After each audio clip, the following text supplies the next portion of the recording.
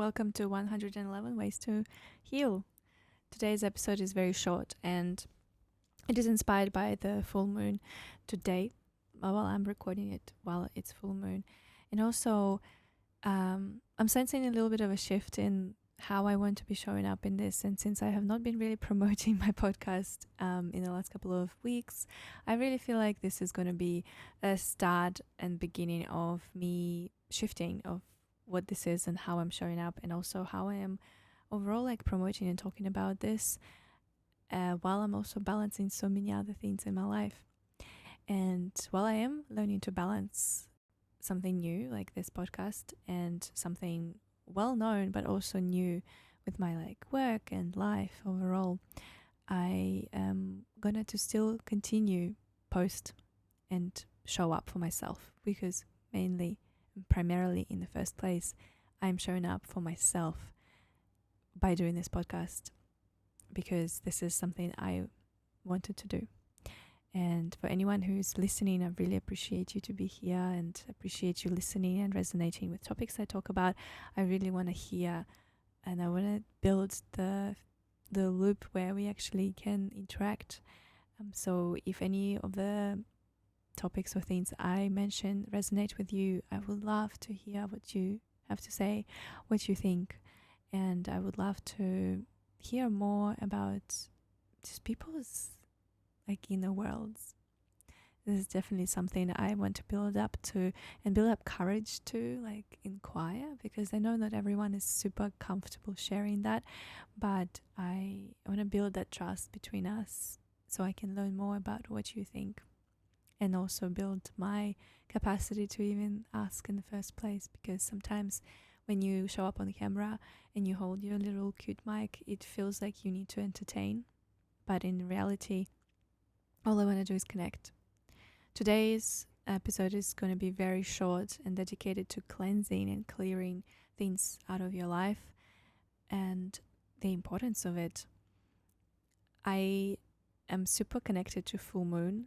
My cycle starts on full moon. It has been like that for like since I've started probably tracking that it's attached to full moon a year and a half ago, but I feel like maybe it's been longer. And it's funny, it's like literally the day of full moon. So I always have been kind of feeling a lot more connected to full moon, and always believe that our intuition guides us to the right thing. Like, we don't need to read about astrology to do the right things that astrology tells us. For example, like to take action, to cleanse your space, or to take a step back and like relax. Like, all of these things come to us intuitively if we are open and ready to listen. Sometimes we don't need to read astrology or like learning about the movements in the sky to really know what our next step is. And that's how I've been feeling in the last week or so, for sure, preparing for this full moon unintentionally and feeling like I need to cleanse things out of my life. And I think full moon is the perfect timing for that, to release, to cleanse. And I just want to list a couple of things that I do that really help me, how I do them. And I really want to open this up and like learn what you do as well, because I'm sure my list is not conclusive and I would love to like obviously get a little bit more of things up my sleeve and learn about what everyone else does. Materialistically speaking, cleansing definitely looks like cleaning your space and also removing old things that you no longer serve, you no longer need, like going through your closet and actually cleaning out the things that you're not wearing anymore and that never, like, they don't excite you anymore as much, and just giving your opportunity to open more room for new things to come in, even if it feels like I can't, or like I should not be spending money, or I don't like consuming stuff, I want to be minimalist. You can always replace things. You can always go to op shops. You can always like swap clothes with your friends. My friends are coming in the next couple of days and I have so much clothes to show them, and I'm sure some of the clothes will excite them and they will take home with them. And I have done that with my friends so many more times, and most of my clothes is actually my friends' clothes, which is so amazing and wholesome. Like, I don't know why I wasn't doing that when I was at uni, probably because I didn't have many friends then, but it's so wholesome to like wear something that your friend once loved, and like think about them when you wear it. Anyway, another way to cleanse is, of course, like or like continuing on material things, like organizing the drawers, like little nooks and crannies that usually hold a lot of unnecessary things that you felt like you needed that in the moment, but 6 months later you realize you don't need it, and letting go is so much easier then. And I can definitely say that I've done all of that this week, and particularly this weekend. It feels so good. I walk into my space, I can breathe, I can like, I don't know, I feel like I have more space to even think. But it's definitely like invites even that thinking of, oh, I have more space to think, and then potentially also inspire you to do more cleansing, more releasing, and in more like brain or energy ways. For example, social media is incredibly impactful in our lives, and people that we follow impact us on so many levels, subliminal levels that we don't pick up on as well. And I like to take a couple of cycles throughout my like year to reassess the people that I watch the most, that I follow, influencers, of course friends as well, but like more like acquaintances, influencers, and like social pages, entertainment, and make a call of like, is that something I want to continue with, or does that align with the future that I'm building for myself and the vision that I have for myself? And if it's not, then unfollow. Don't hold on to that. Create again more space. You don't need to like start following new accounts. Like give you some space to just not engage even, and see what comes up, and just mindfully realize what are the things that you are being recommended on your social media. Because again, like we think we're in control, but honestly the algorithm is way too tricky. It will get you if you don't cleanse it, if you don't reassess things that you are following, that you're liking, that you're watching, because you can rebuild your algorithm and to change what it's suggesting to you if you feel like it needs to take a bit of a different route for you. And another thing is, of course, with people. Sometimes I would literally start thinking about an influencer that I've been following and about how their business is going, or how are they going, what is going in their life, and just think like there's absolutely no need for me to think about this person. I need to be thinking about my life or my friends, my family. Like, why am I so invested in another human that has no idea about me, is not bringing me any value in terms of like interaction, connection, and advice or anything? Is they're just sharing their life. So in those moments I actually also unfollow, and still have like amazing attitude towards them. But if they're making their content way too clickbaity for me to then like think about it for way too long, then I'm gonna unfollow. And I do the same with people. If someone is in my mind for way too long, for way too much, and it's like usually applies to crushes, those are fun until they are not, like until they are reminding about themselves way too much, or until you can't, I don't know, like until you kind of get triggered by seeing them online. Block those people. Nothing will really harm you blocking them, especially if you feel like they're not going to even notice, but at least it will help you to clear the space for you to just be present in your life and not being like running the scenarios. And I think it's just overall important to protect your peace, like to be really mindful again, like what are the things and thoughts and ideas that we are engaging with, and reassessing those often.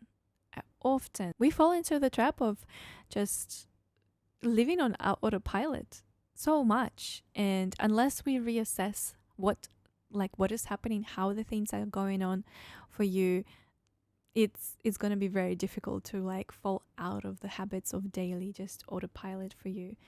Some of the things that help me is like monthly check-ins. I literally have a monthly check-in on my Notion where I sit down and I ask myself about like how overall, like, what are your impressions of, like, what are your highlights? How is the month overall? What happened? It's like little mini diary. But then I ask particular questions of, like, did you reach the goals? And obviously that works because then I set goals for the next month. But like, did you reach the goals for your month? If yes, like, what worked? If no, what didn't work? What would you change for next? What were the things that, like, you were getting bugged in? Like, what were the things you were stuck in? Again, like, this just helps you to reassess your habits. If you also have been, like, working towards some goals, this will absolutely help you to stay on your track, because I would even say maybe monthly is not enough. Like, weekly check-ins would really help to stay on top of it. But if we are just talking in terms of, like, noticing things that we formulate into habits, and it could, like, thought patterns or behaviors, then once a month is great to at least clock and realize, like, okay, I've been pretty slack, and or like I've been pretty negative about my thinking, or like my mindset around my capabilities. The little habit of doing this monthly will just help to reframe your brain to be always self-analyzing, finding your behavior patterns, and help you really be the creator of your life. I don't know, I really like those things. I really like being I don't know, I really like being in control, obviously, but I also really like being self-aware about where I am, how I am doing, because I'm not ideal in any way. Like, I have literally all the flaws all humans have, but what I really try, and I really strive to do in my life is to realize and be aware of those things, if not in the moment, at least after the fact, and quite quickly, so that I can be able, like, I can shift from that frame of thinking, or I can change it in future for myself, and, like, not really be stuck in those, like, mindsets of like self-deprecation, or mindset of, like, setting myself up for failure, or mindset of self-sabotage, which, like, even at the moment I'm being super mindful of balancing my work, which I work full time, and not only full time, I am extremely busy at work, with being very responsible, and um it's teaching me so much, because, like, I'm pretty much my own boss in many ways, which makes me, I don't know, I feel like prepared for what I want to build for myself in future. And the level of busyness as well, like, it's exciting because it's all, like, business related. And at the same time, though, I'm realizing that a lot of my energy and time is going towards work. So when it comes to, like, adding more things into my life, like sport, like dance, or like podcast, social media, clients, like, whatever I want to keep, like, writing a book, like, all the things that I want to be doing, I've got to be mindful of how to approach the even idea of starting something new, and not burning myself out, and not coming from a place of self-deprecation, self-judgment for, like, not doing something quickly enough, or starting from a point where I am such a beginner and I look very unprofessional, or just being, like, judgmental of taking breaks. It's like those things are so important, and that's why I feel like that's why I'm reframing and shifting how I am showing up on here now, and I want to be showing up from moving forward, is being completely realistic about my journey, even doing this podcast. Like, for a bit, maybe the podcast will be about how I'm doing the podcast, and how I'm doing mentally with, like, managing and juggling so many things in my life, and also still following my heart in a way, like, following my heart, literally doing something I've been meaning to do, and I've been thinking to do for so long, and I've been not brave enough, not disciplined enough, not self-aware enough, not knowledgeable enough, not, like, tacky enough, not rich enough to buy a mic, like, things that have been stopping me from doing this. And now I'm at the point where I did, and I still have so many not enough in me. While I'm doing this, I'm still seeing like what is working for me in terms of how, like when am I editing? When am I promoting all of this? If I work nights, like after work, I work because I am so busy at work. I am getting paid for it, but it needs to be done. Or like I'm going to exercise instead of my podcast editing because I otherwise will be having problems with my health, like if I don't exercise. Things like this, so important to balance and always remember yourself and self-care, like cooking healthy food rather than eating takeaway all the time. Like I believe that sacrifices definitely come into place when you build something for yourself, but I also am just a human who's figuring it out. And I think what the next chapter is going to be is me being also extremely honest with myself and now publicly of how I am figuring it all out, how I'm figuring out my discipline, how am I going to wake up before 8 a.m.